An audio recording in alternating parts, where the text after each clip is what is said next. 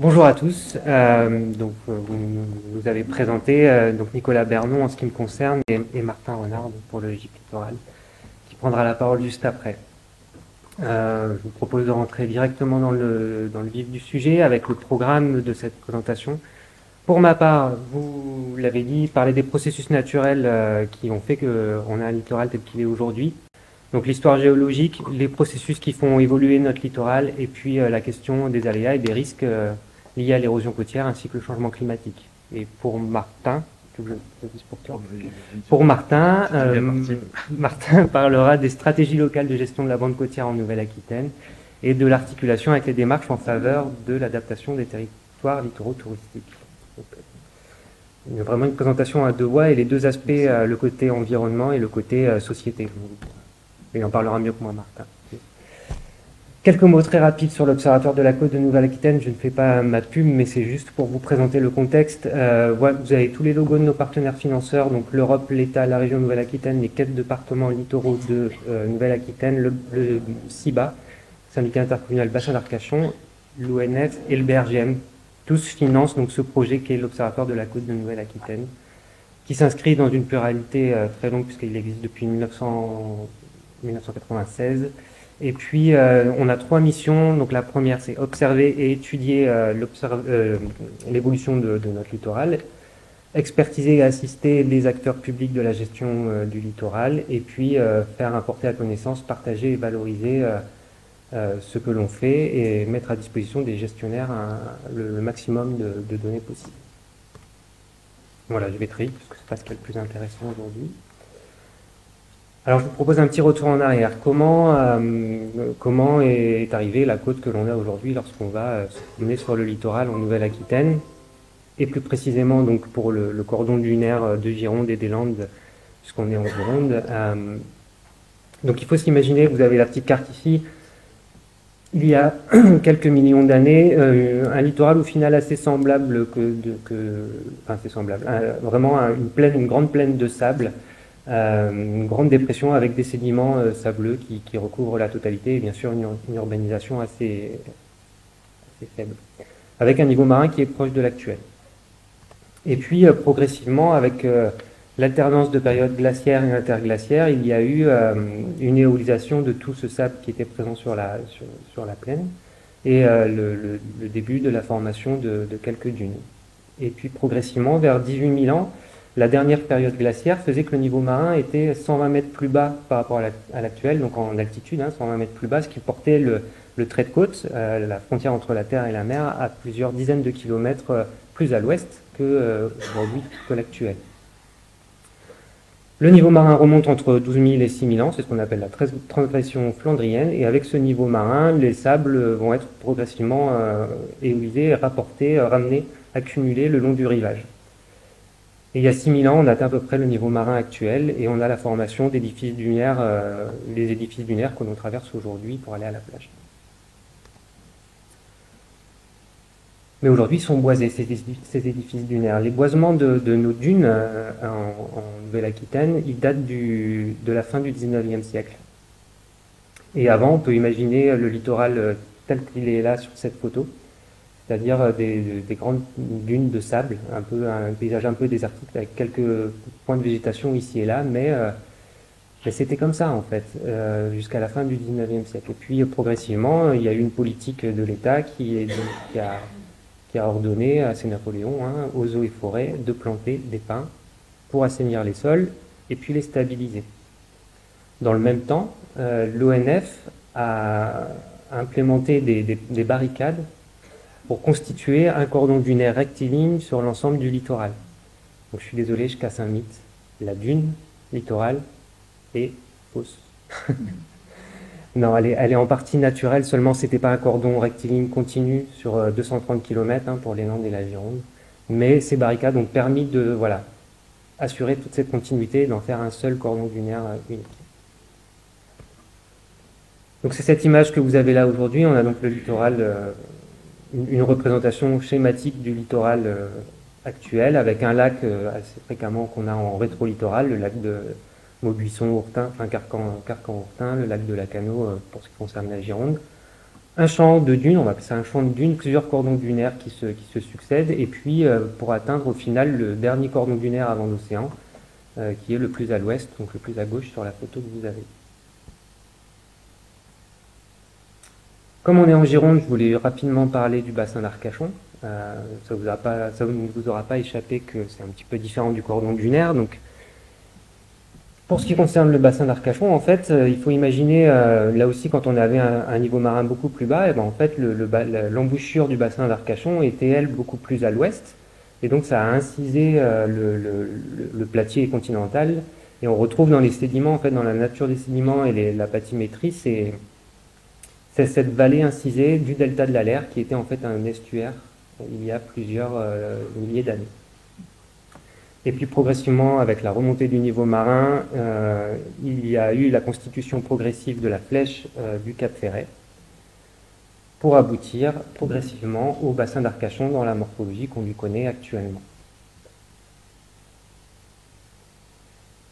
Et puis voilà, hein, là comme tout à l'heure on a vu une coupe schématique des dunes, du cordon dunaire littoral de Gironde et des Landes. Voici une coupe schématique au sein du bassin d'Arcachon où on voit se succéder des chenaux, le plus à l'ouest.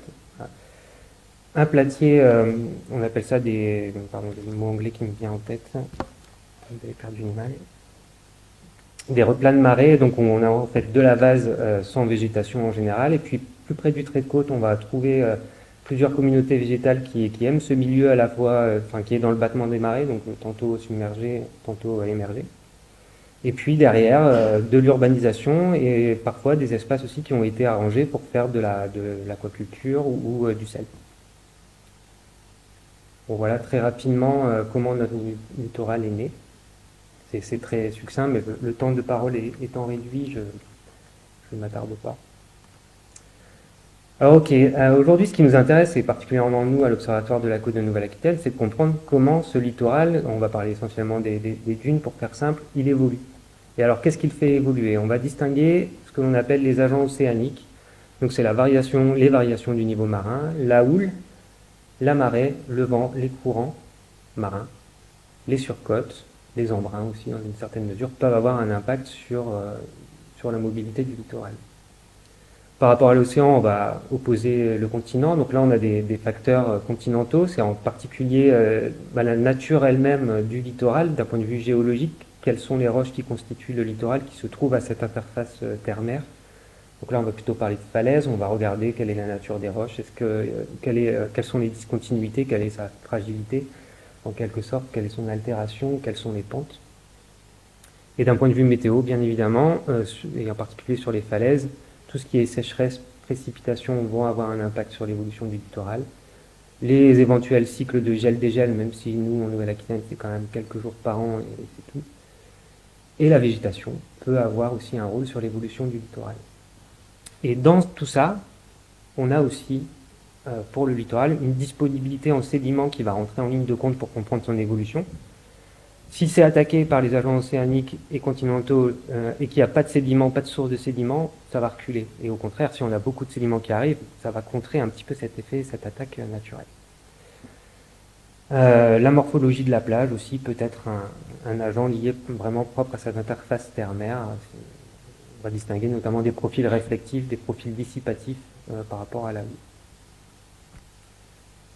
Et puis ce serait trop simple si on s'en limitait à faire cette liste-là à l'après-vert. En fait, ces différents agents dynamiques, donc les agents océaniques, continentaux, ils s'expriment avec des variables de temps qui sont différentes et à des échelles dans l'espace qui sont différentes. Donc si on reprend les principaux qui sont écrits en rouge ici sur ce graphique, et puis en bleu, on va regarder sur quoi ces agents dynamiques s'appliquent, eh bien à l'échelle de quelques secondes à quelques jours, ce sont les marées et les vagues qui font évoluer notre littoral, et c'est les petites rides que vous voyez quand vous vous promenez sur la plage, sur l'estran. Sur des échelles de temps de l'ordre de quelques jours à quelques années, ce qu'on va appeler le moyen terme, et sur plusieurs centaines de kilomètres, eh bien on va observer, ce sont donc les climats de houle saisonniers et interannuels et les tempêtes qui font évoluer le littoral, et ça va travailler sur le front de dune, la plage en elle-même, la position des barres sous-marines. Si on dézoome encore dans le temps et dans l'espace, donc sur plusieurs décennies et sur plusieurs kilomètres, le changement climatique, l'ingénierie côtière, si on caricature les ouvrages, peuvent avoir un impact sur les littoraux d'une manière générale, et en particulier sur la formation des flèches sableuses et sur les embouchures. Et alors si on dézoome encore sur plusieurs dizaines de kilomètres à centaines de kilomètres, et sur des échelles de temps de plusieurs centaines d'années, on va avoir le changement climatique qui va faire évoluer notre littoral, le niveau marin, c'est ce qu'on appelle le statisme, éventuellement la tectonique des plaques. Chez nous, on est assez tranquille là-dessus, à notre échelle humaine, bien sûr. Et ça va jouer donc sur la morphologie du plateau continental interne, de l'avant-côte et la formation des lagunes, on l'a vu tout à l'heure avec le bassin d'Arcachon. J'espère que ça va. J'avais une petite vidéo, juste un contrôle du temps. Je vais passer la vidéo, elles sont disponibles sur notre site internet donc de l'Observatoire de la Côte de Nouvelle-Aquitaine. Il y a des vidéos pédagogiques, il y en a plusieurs. Ça fait partie des ressources si ça vous amuse de creuser la question.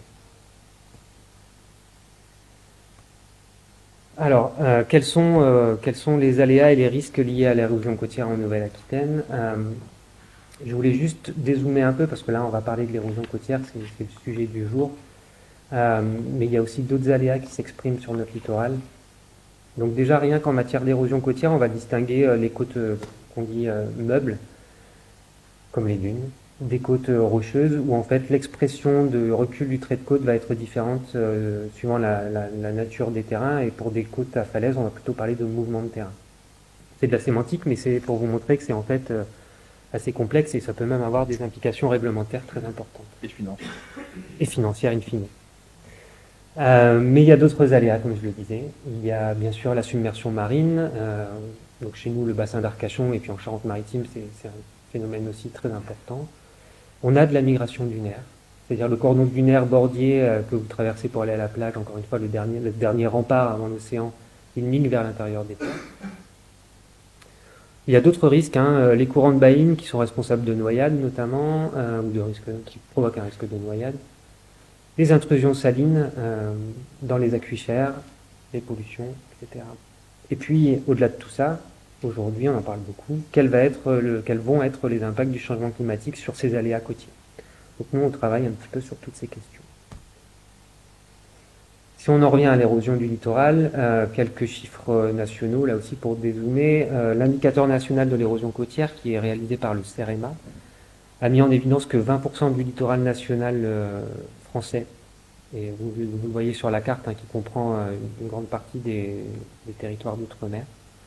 Pardon pour le terme d'homme comme pomme, je ne sais plus. Comme vous êtes géographe, je donc désolé. 20% du littoral national en érosion, 37% des côtes sableuses sont en recul à l'échelle nationale. Et puis, pour les côtes de Nouvelle-Aquitaine, les chiffres sont un peu plus anciens, mais restent corrects. On a la Charente-Maritime qui est en érosion à hauteur de 65%. Pour la Gironde, 52% du linéaire de Gironde donc, qui est en érosion. 30% dans les Landes, et puis 65% dans les Pyrénées Atlantiques. Je voulais revenir sur la notion de risque, vous l'avez compris, donc nous on regarde beaucoup l'aléa, érosion côtière, mais à quel moment ça devient un risque? J'imagine que vous avez peut-être ça en tête. L'aléa n'est un risque que s'il ne s'applique sur des enjeux, en l'absence de maisons, d'infrastructures. Il n'y a pas de risque, en fait, la côte peut reculer, si on regarde l'érosion côtière. Mais progressivement, j'ai repris ce graphique qui est très pertinent. Ça vous montre en fait que la dynamique d'évolution du littoral qui est en recul, en fait, qui est une dynamique naturelle, elle a toujours existé à l'échelle de nous, petits hommes. Elle a toujours existé. C'est devenu un problème lorsqu'on a commencé à construire en fait sur cette côte. Donc c'est ce qui illustre en fait ce graphique où à partir des années 50, on a vraiment eu un boom balnéaire, comme c'est écrit, où les populations se sont rapprochées du trait de côte et où aujourd'hui on se dit mince, on a un problème. Voilà. Alors quelques exemples très concrets. Vous l'avez peut-être en tête, le signal qui a été construit au début des années 60 à 150 mètres du rivage, 200 mètres du rivage, du pied dune et qui, en 2014, s'est retrouvé directement menacé. Et puis après, il a été déconstruit donc au début de cette année, enfin au début de l'année dernière, puisqu'on est en 2024. Voilà, février 2023. C'était un long épisode, mais voilà, un symbole malheureux de l'érosion côtière en Gironde. La commune de Lacano en bas, avec la ville, bon c'est le même building en fait, c'est le même, la même villa qui est entourée sur les deux photos, mais une vision des années 60, donc 1962 la photo à votre gauche.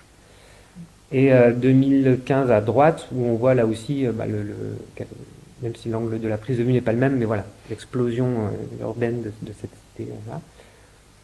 Et puis le cas du Cap Ferret, où vous avez deux cercles, celui de gauche qui intègre le village on l'appelle comme ça, le village des Blocos, qui est à la pointe du Cap Ferret, qui était encore sur la dune en 75, qui a été construit bien sûr pendant la Seconde Guerre mondiale, entre 41 et 43, et qui aujourd'hui est déjà sur la plage, c'est certain, et pour une partie sous l'eau.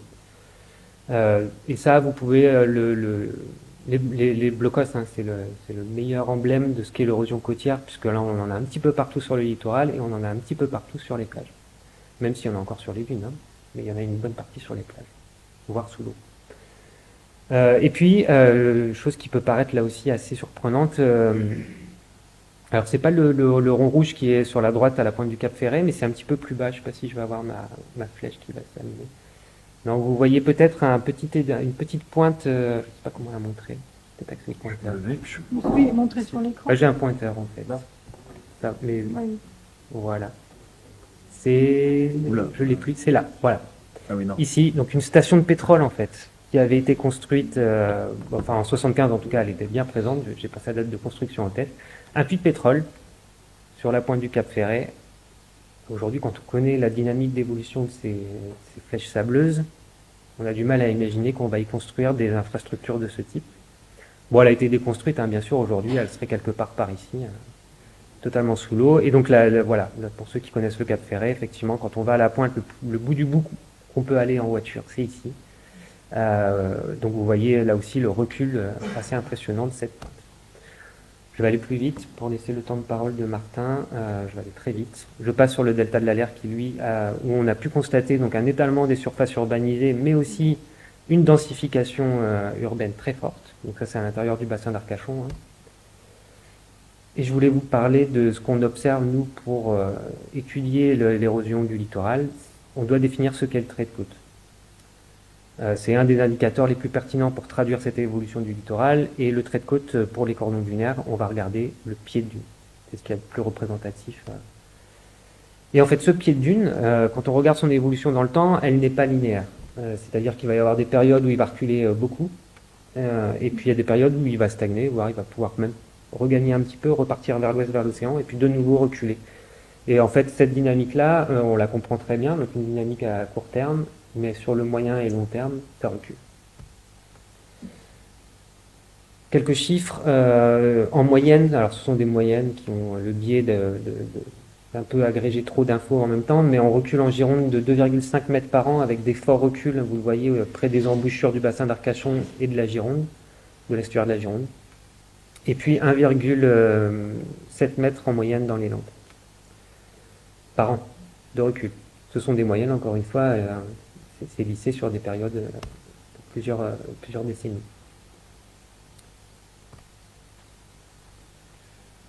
Alors oui, le changement climatique, quelques mots. Ce qui nous intéresse, pour comprendre quel va être l'impact du changement climatique sur l'érosion côtière, ça va être quel va être l'impact du changement climatique sur chacune des variables qui fait évoluer notre littoral. Les marées, les vagues, les climats de houle saisonniers et interannuels, le régime des tempêtes, l'élévation du niveau marin. Donc on va regarder tout ça.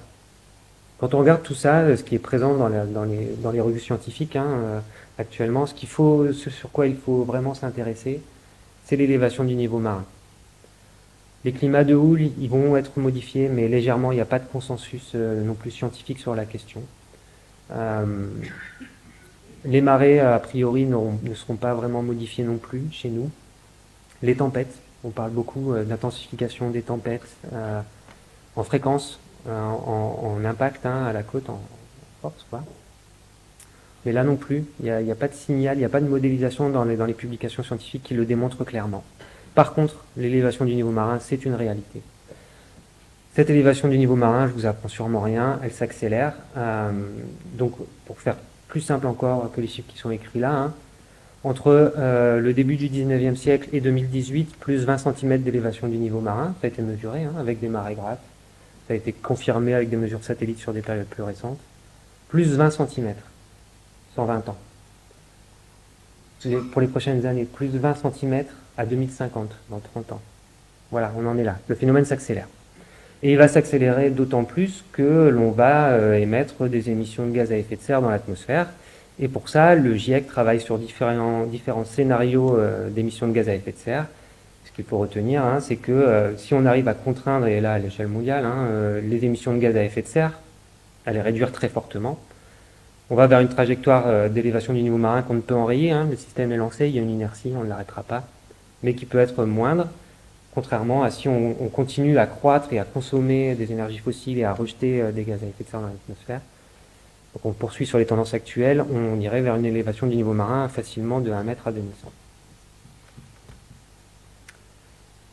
Donc je vous l'ai dit, hein, c'est la même chose, mais c'est pour reconstituer un petit peu dans le temps. Là aussi, c'est important parfois de dézoomer et de dire, ce qu'on entend beaucoup dans les discours climato-sceptiques, que bah oui, des changements climatiques, il y en a toujours eu. Oui, mais l'ampleur, en fait, elle est sans commune mesure. Hein. Il y a aucun doute, mais je suis sûr que vous en êtes convaincus, hein, que l'homme est responsable de ce changement climatique. Et j'ai respecté mon temps de parole.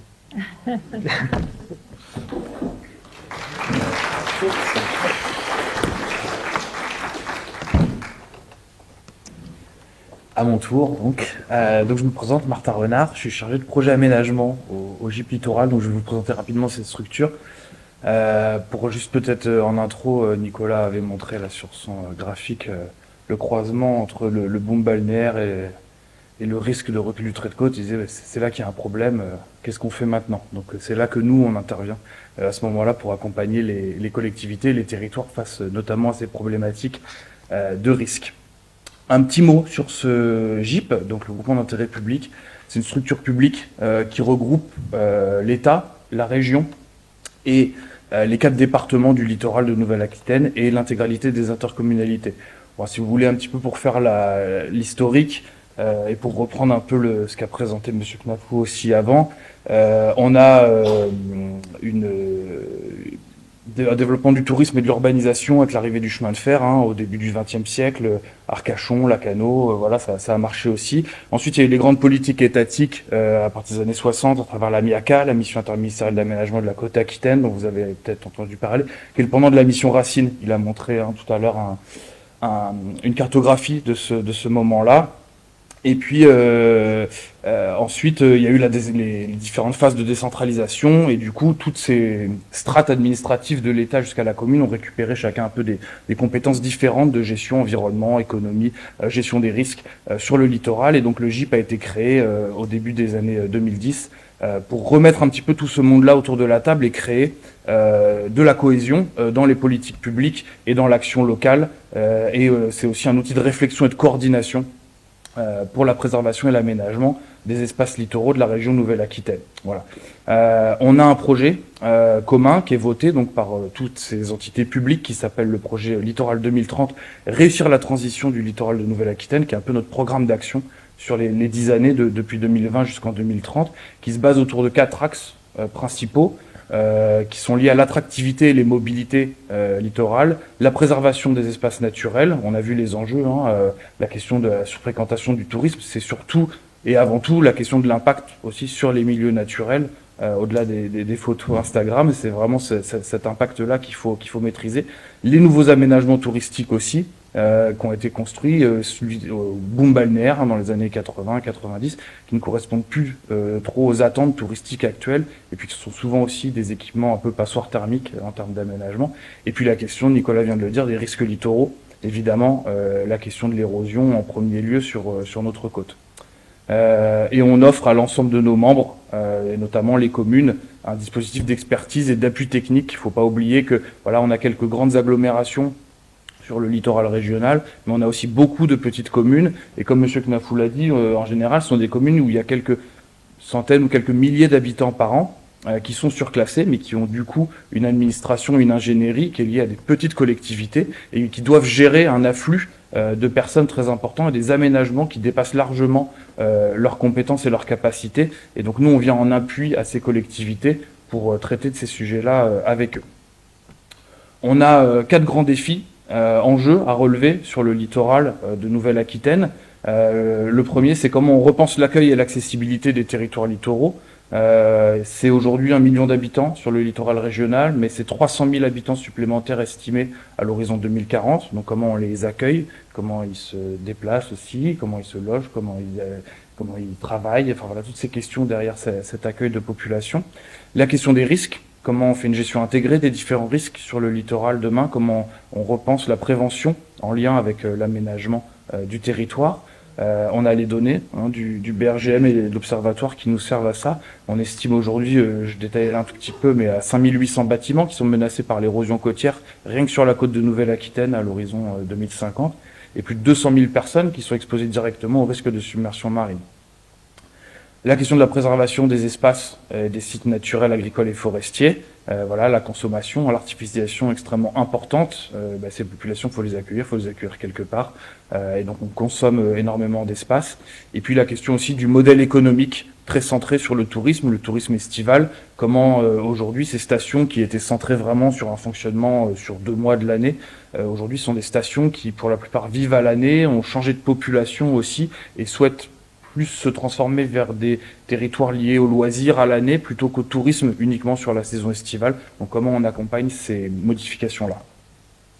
On est aussi une boîte à outils, on sert de production de données pour tous nos membres dans la rédaction derrière de leur SCOT, de leur PLU, de leur SRADET. Si vous avez fait un peu de géographie, je pense que ce sont des acronymes un peu barbares mais qui vous parlent un petit peu.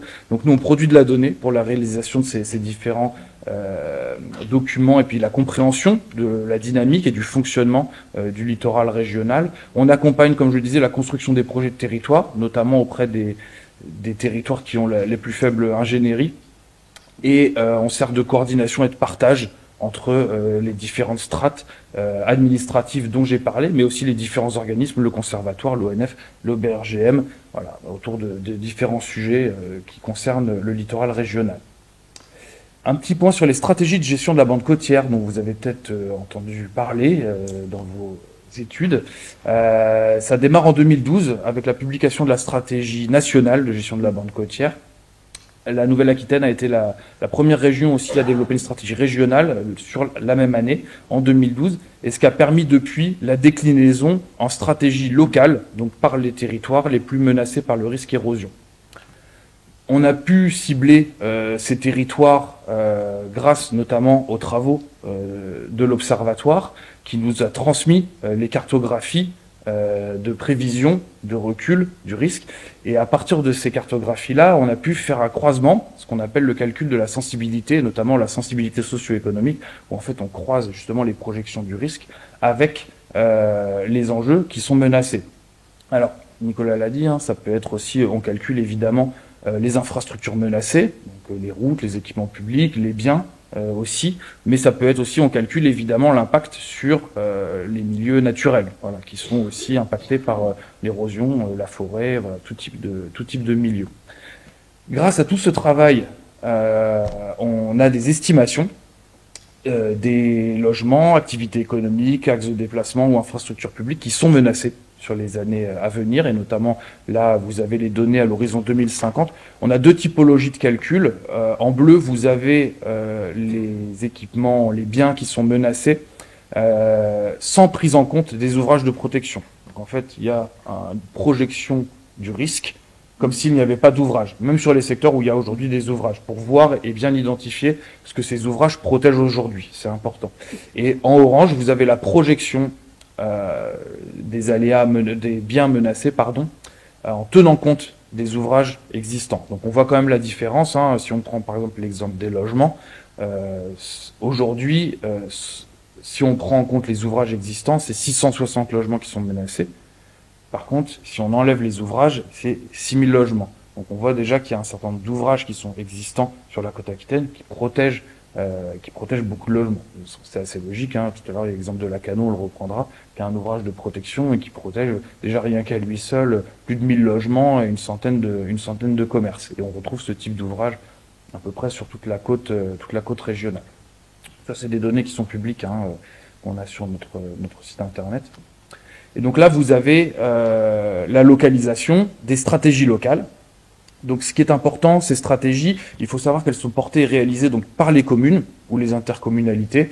On voit là, par exemple, vous avez celle de la Pointe-Médoc, Nord, Sud et Lacanau, qui est aujourd'hui regroupée dans une seule stratégie, qui est celle de la communauté de communes de Médoc-Atlantique, puisque je fais pas le chapitre réglementaire, mais en gros, c'est 2017, il me semble, l'application de la loi GEMAPI sur la gestion des milieux aquatiques et prévention des inondations. Et la compétence revient de gestion du risque, et notamment le risque de défense face à l'érosion, revient aux intercommunalités. Enfin, ça, c'est pour le petit point administratif de gestion du risque.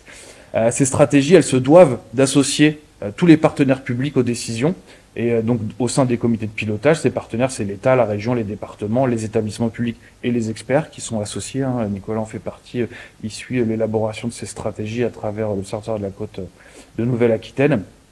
Et l'association de ces partenaires publics, c'est aussi évidemment un prérequis à l'obtention des subventions.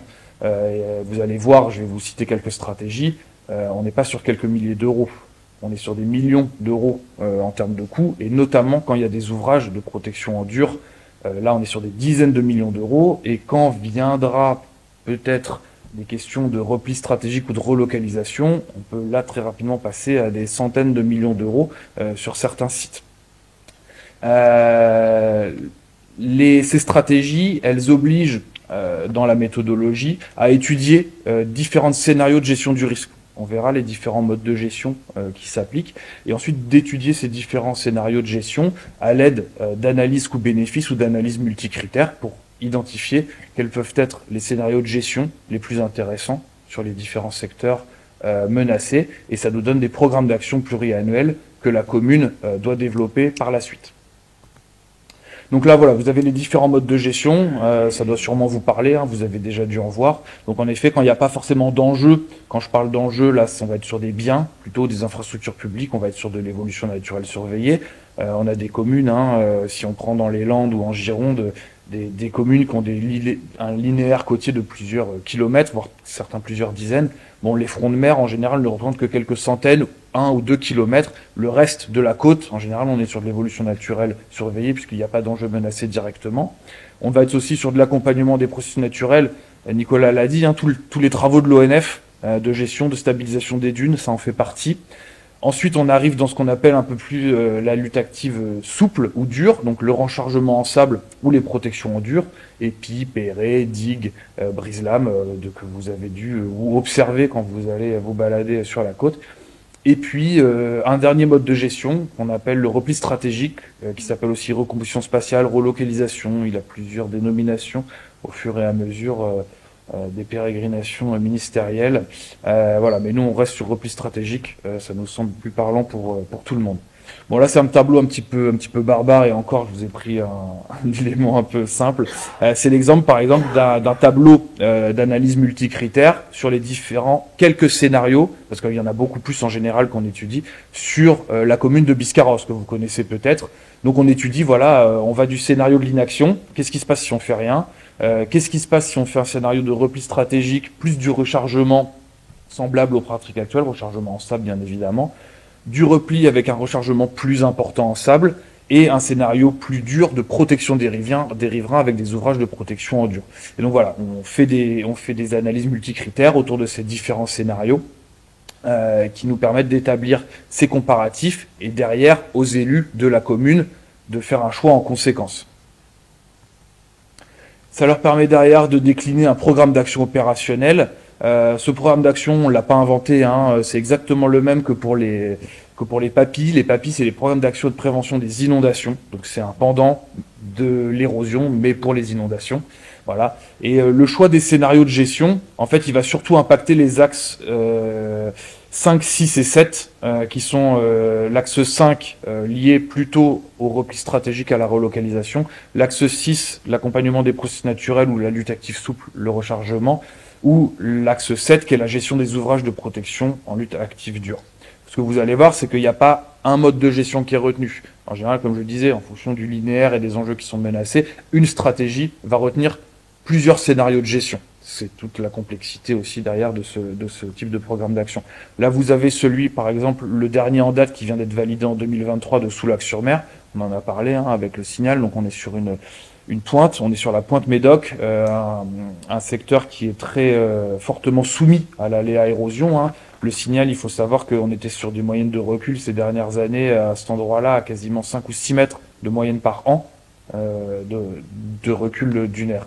Donc là, on le voit, par exemple, vous avez différents modes de gestion, les trois principaux d'ailleurs, une partie en lutte active souple de rechargement, une partie en lutte active dure, où vous avez les ouvrages en rouge qui vont être confortés, et puis une partie d'anticipation de repli stratégique, notamment sur des infrastructures publiques et sur des biens de camping, d'hôtellerie de plein air. Voilà.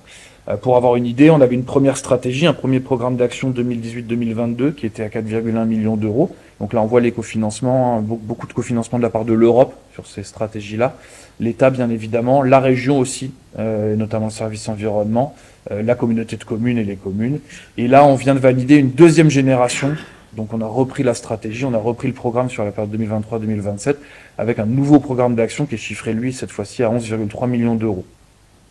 Et qui est articulé, ça c'est un petit peu la nouveauté ces dernières années, on articule de plus en plus, on fait des démarches intégrées, c'est-à-dire qu'on n'arrive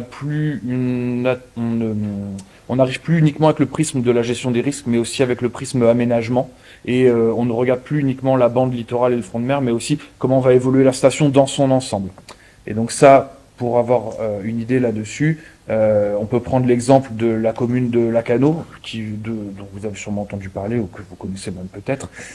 Pareil, une première stratégie avec un volet, une emprise très risque de 2016 à 2022 de 1,6 million d'euros, dont la plupart du financement visait au confortement et à la reprise de l'ouvrage actuel.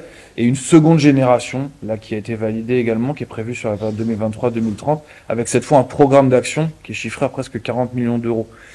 Si on atteint ces chiffres-là, c'est évidemment puisque dans la stratégie, il a été validé une protection du front de mer actuel, à minima jusqu'à l'horizon 2050, le temps de se laisser le temps en parallèle de réfléchir aux solutions possibles de repli stratégique du front de mer. On sait que c'est quelque chose qui va être très coûteux, qui va prendre du temps. En attendant, il faut pouvoir protéger l'existant. Le front de mer de la commune, c'est sa vitrine, c'est son cœur économique. La station ne peut pas se permettre du jour au lendemain de laisser partir ça à l'eau, voilà, pour reprendre l'expression qui là est très concrète. Et donc on est sur une estimation aujourd'hui, c'est pas encore arrêté, mais la définition de l'ouvrage qui pourrait permettre de tenir jusqu'à cet horizon-là, on est sur de l'ouvrage à hauteur de quasiment 30 millions d'euros. Voilà, pour vous donner un ordre d'idée du coût, ce qui représente l'équivalent du budget annuel complet de la commune. Donc d'où l'importance aussi d'avoir des partenaires financiers. Et donc au croisement justement de ces stratégies intégrées, Lacanau s'est aussi inscrite en parallèle sur des démarches d'aménagement durable pour repenser le positionnement de cette station. Donc là on est vraiment sur la station typique évolutive, l'arrivée du chemin de fer au début du XXe siècle, les premières villas balnéaires, les bains de mer, la station Miaka des années 60-70 jusqu'aux fin des années 80, début 90, et donc ce fameux front de mer avec 200 places de parking, puisque on est passé de l'arrivée en train, puis la fermeture du train en 78, puis ce qu'on a appelé le tout bagnole depuis, avec vraiment il fallait garer sa voiture sur la dune au plus près de la mer, et puis maintenant on y revient. On a même là des articles qui sont parus récemment sur le requestionnement de l'arrivée d'un tram-train jusqu'à Bordeaux. Voilà, donc on voit que les erreurs du passé, on essaye un petit peu de les corriger, notamment sur cette voiture. Et donc là, on voit que les premières actions qu'on peut opérer et sur lesquelles on accompagne, au-delà de la stratégie, on accompagne donc la commune de Lacanau sur la relocalisation à court terme des parkings et du poste de secours et de la maison de la glisse, qui sont des équipements publics. Donc ça, la commune et le public a la main dessus, donc on peut se permettre de la relocaliser, ce qui n'est pas encore le cas évidemment sur les biens privés. Monsieur Knafou l'a très bien dit, juste une petite parenthèse qui est quand même pas de moindre. Moi, j'ai commencé à travailler sur ces questions-là il y a un peu plus de 10 ans, et on se disait qu'en effet, maintenant qu'on a les données de la part de l'OCNA sur les projections de recul du risque, et qu'il y a de plus en plus, que c'est un sujet qui vient sur la place publique et que les gens ont les données à disposition, il va y avoir un impact sur la valeur marché des biens. ou du moins les gens voilà, vont moins investir ce type de biens et la valeur va baisser et ça pourrait permettre potentiellement à la puissance publique de les acquérir vu que le prix va diminuer. Eh ben pas du tout. Voilà, la réponse elle est là aujourd'hui clairement. On est sur des biens qui sont exceptionnels. Hein. La vue sur mer c'est très recherché. La loi littorale étant très contraignante et c'est tant mieux d'une certaine manière, c'est ce qu'a préservé la plupart de nos littoraux, fait que c'est des biens qui sont très rares. Il y en a plus aujourd'hui, donc on a une pression énorme sur ces biens-là. Et aujourd'hui on a toute une partie d'acheteurs qui sont des acheteurs uniquement, pas du tout patrimoniaux, mais vraiment pour la jouissance de ces biens-là, de façon même assez courte. Ils savent très bien qu'ils font pas forcément un achat patrimonial, qu'ils vont pas forcément pouvoir le léguer, mais s'ils peuvent en profiter 5, 10, 15, 20 ans, ou même on est sur des biens qui ont une rentabilité locative aussi assez courte, et qui font cet achat aujourd'hui avec cette perspective de ne pas pouvoir le léguer plus tard, et sauf que à des prix qui restent extrêmement élevés. Et donc aujourd'hui, en tant que puissance publique, on ne peut pas rivaliser au moment de l'achat pour faire de l'acquisition préventive et donc avoir des politiques de repli stratégique anticipées sur ces fronts de mer. Pour l'instant, on n'arrive que à gérer sur les biens publics qui appartiennent déjà à la commune ou à d'autres organismes publics. Donc sur la Cano, on a vraiment une politique, là je vous ai mis quelques exemples, mais c'est beaucoup plus large, il y a beaucoup plus d'actions, mais ça va vraiment avec une opération de réorganisation de toutes les circulations de la station, un apaisement et une piétonisation, la construction d'un hub intermodal en entrée de station pour justement capter les flux et éviter qu'ils rentrent dans la station. Et puis en parallèle, évidemment, ce que je disais, le confortement de cet ouvrage à l'horizon 2050, en parallèle de l'étude des possibilités de relocalisation sur le front de mer. Un autre exemple, c'est celui de Saint-Jean-de-Luz aussi. Hein. Vous voyez la situation actuelle à droite pour vous, oui c'est ça, à gauche pardon, et à droite le projet projeté. L'objectif étant ici, vous le voyez, de récupérer un fonctionnement naturel de la plage en déconstruisant l'ouvrage et retrouver une dynamique naturelle, mais pour cela, l'objectif étant de réimplanter notamment l'hôtellerie de plein air, les campings et les stationnements en rétro-littoral. Sauf que là, pareil, problématique loi littorale. La loi littorale fait des bonnes choses, mais pose aussi des problématiques, puisque si vous déconstruisez un endroit et que vous reconstruisez un autre, même si c'est la même chose, la même emprise, la même taille, en fait, ça sera considéré comme une urbanisation nouvelle et donc interdite au titre de la loi littorale, même si vous faites du 1 pour 1. Voilà. Donc, ce qui pose vraiment des problématiques derrière de relocalisation. La notion de transfert n'existe pas dans le code de l'urbanisme. Donc, voilà. Et les communes, les territoires ne souhaitent pas perdre. Hein. On est sur leur magot là, hein. L'hôtellerie de plein air, les fronts de mer. Donc, leur dire de faire une croix dessus comme ça du jour au lendemain, c'est un petit peu compliqué. Donc, il faut réussir à les accompagner. J'ai essayé d'être assez rapide. Je pense que je tiens à peu près les délais pour avoir quelques questions. Si vous voulez, là j'ai mis juste quelques exemples comme ça. On a sur notre site internet une cartographie de tous les projets qu'on accompagne. Là je vous en ai cité que quelques-uns. Donc si ça vous intéresse d'aller voir la typologie de projets qu'on accompagne pour justement la transition du littoral de Nouvelle-Aquitaine, n'hésitez pas à aller jeter un petit coup d'œil. Et je vous remercie.